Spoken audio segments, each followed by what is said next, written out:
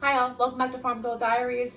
Today we're going to be making a second loaf of bread using our sourdough starter. Over here I have him sitting on a heat mat, getting all nice and warm.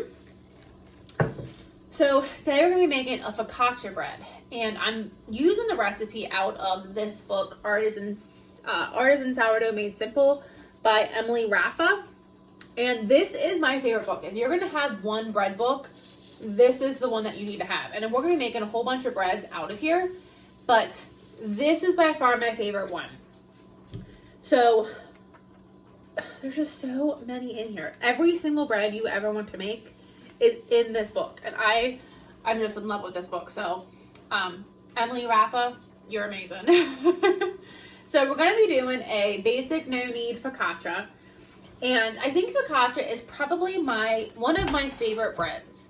I think it's basically focaccia and challah that are two of my favorite breads, and I think the reason is because they both have a little bit of honey in them, and I like the sweetness.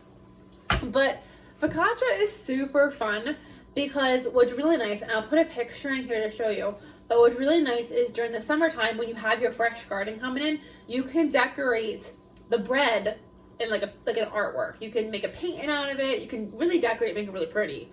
You can do that now.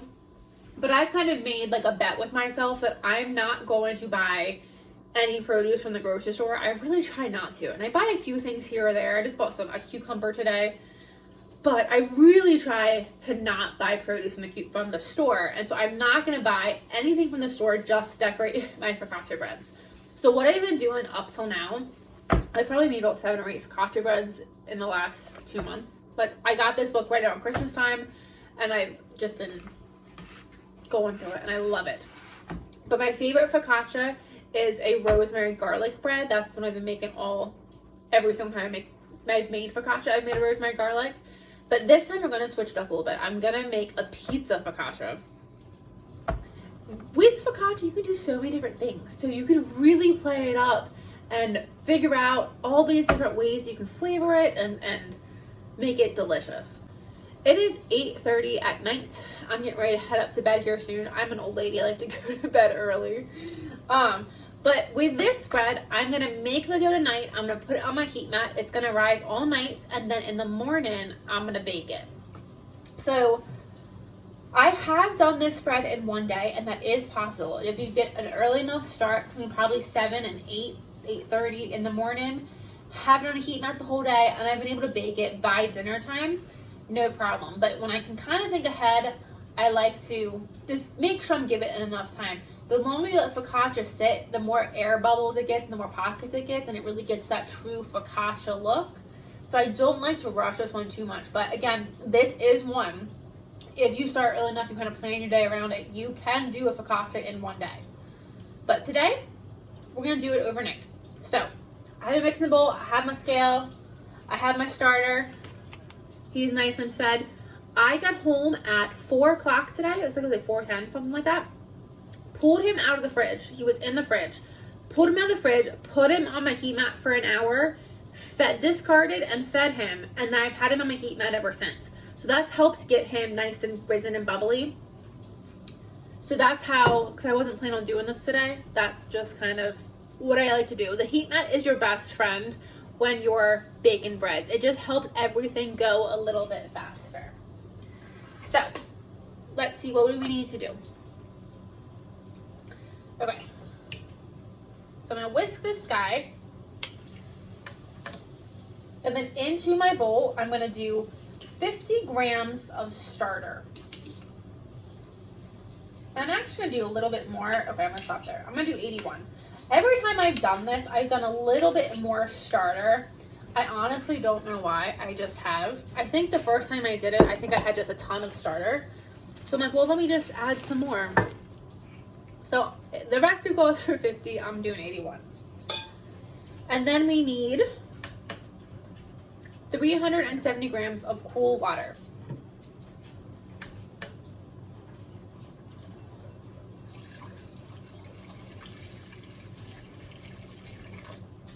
Oh my god, that was perfect. That says 375. That was perfect. Sometimes I do cool things. Okay, so I'm gonna whisk this guy. So when you're making sourdoughs, you want to do the water and the starter together. Get that a nice whisk first, and then add in your dry ingredients. Okay. I'll go the way down. Next, I'm going to do 20 grams of honey. And this is something I'm really hoping to get bees this year. I know I won't have honey this year, but I'm really hoping to get bees because I go through so much honey. Whisk that together.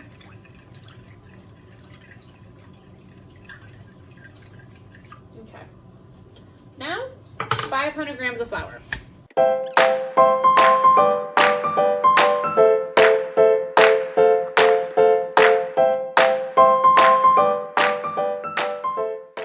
And I just used, again, unbleached flour. Whenever I make breads, I always just use unbleached flour. Then we want 9 grams of salt.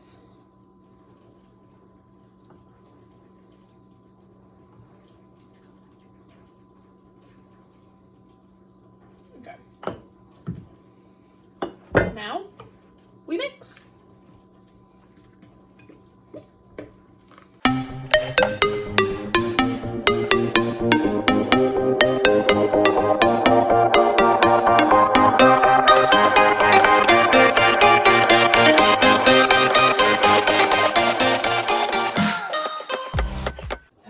So I just kneaded it until it's all combined. And this dough is going to be a sticky dough. As you can see, I'm a little covered. So now we're just going to do what we've done with the sourdough we made last week. We're going to put a damp towel over it and put it on our heat mat. If you don't have a heat mat, you're just going to let it sit for 12 to 18 hours. You just want the dough to rise. It'll get nice and bubbly and it'll double to triple in size.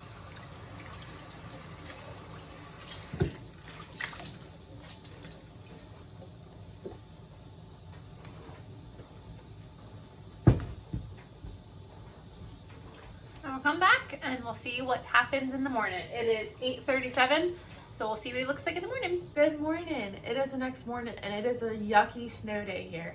It's not snowing, but it is icy. And one of my favorite things to do when it's icy is to make bread. So I definitely planned my day correctly. So I'm gonna do one quick step. I'm gonna let this guy rise for a little bit. We had him sitting out all last night on a heat mat. And look how big he is. Big and bubbly and airy, super jiggly. So now we're gonna put him in our focaccia pan for the second loop, the second rise. And I call this my focaccia pan because it works great. I'm just using an old baking dish. You can use whatever you have. Now this is a very important step. You wanna make sure this is thoroughly greased with olive oil. And you're gonna see me put a lot of olive oil in it. And it is necessary. This bread is very sticky and it will stick to your pan very easily. So we want to use a lot of olive oil. So today what I'm going to use is I'm going to use this garlic olive oil. When I make focaccias, this year so far I've only been making rosemary and garlic focaccias, and I thought a garlic olive oil would be really good instead of just a plain Jane olive oil. So what I want to try as we keep making focaccias over the next couple months is just trying different flavored olive oils and see what they do to the bread. So I got this garlic one this week and I'm really excited to try it. So what I'm going to do is I'm just going to pour a whole bunch into the bottom of my pan. And you want to use your fingers to make sure you get it up and over the sides. Oh, it smells good. It smells garlicky. It smells really good. I think this is going to be really good. So you just want to make sure your sides are coated very well. And I'm going to add a smidgen more to the bottom. And I'll show you. I have a lot of garlic oil. Okay. Make sure you got the corners really good. I think that looks really good. So now I'm going to peel or pour my bread out. It's very stringy, which is good. That's what we want. I'm gonna put it in here.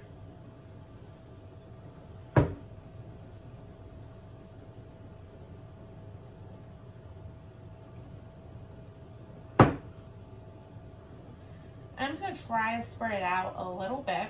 I'm not gonna do anything really to it. I'm just gonna, just like that. So he doesn't take up the whole pan yet. You can see I have a lot of space. He's moving around a lot. And that's fine. I'm gonna wet my dish towel again. I'm gonna put him back on the heat mat. And once he rises and expands, then we'll kind of force him into the corners. We'll kind of force him to fit the pan. But right now, if he's just a blob in the center, that is perfectly fine.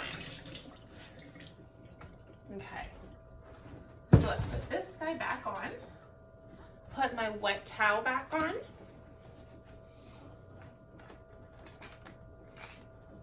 At this point, he can sit for a couple of hours. You can do 1 to 2 hours, or I'm gonna do it until he looks, I'm trying to get a really fluffy focaccia today. And it's 7 a.m. currently, so I have all day. I'm not going anywhere yet today.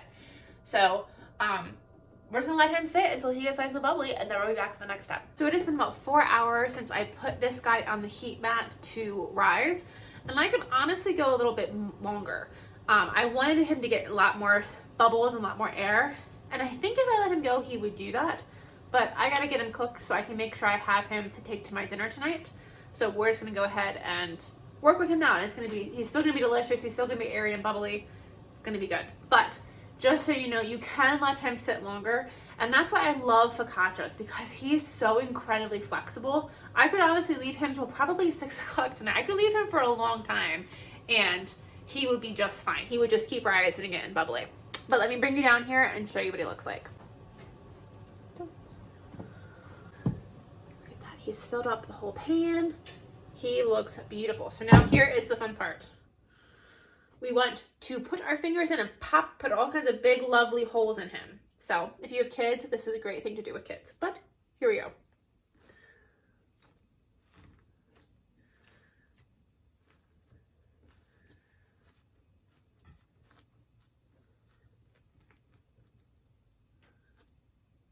Now here's the fun part. We can decorate him and spice him up however we want. If you have fresh vegetables, or you want to go to the store and get fresh vegetables, you can make your artwork and make this a really pretty bread. Like I said, I'm not going to do that until my garden is in full swing.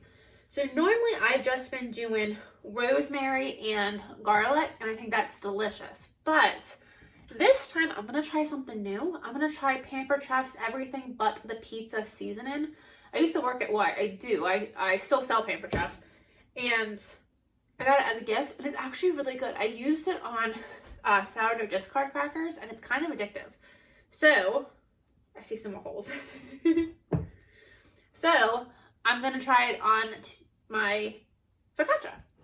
So, I'm just going to sprinkle some of him on.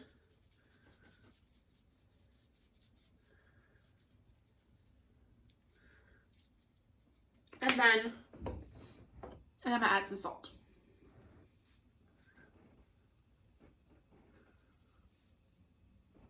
And that's it. I have my oven set at 425, and I'm going to put him in for 20 to 25 minutes, and I'll let you know what he looks like when he comes out.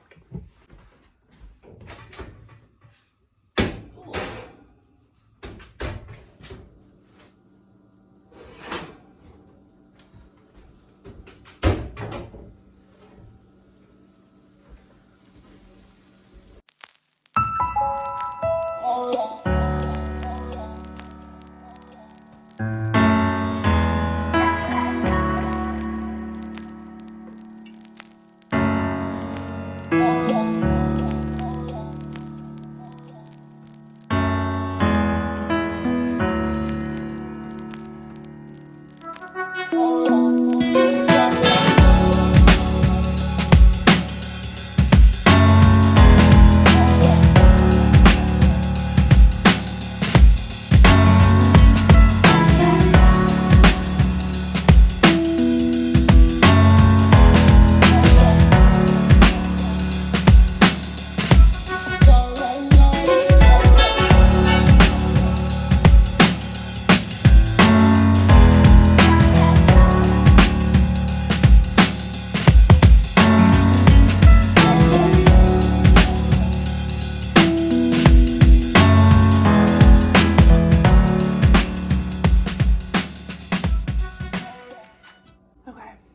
resist. It was like one little bite. It fell off, so it counts, right?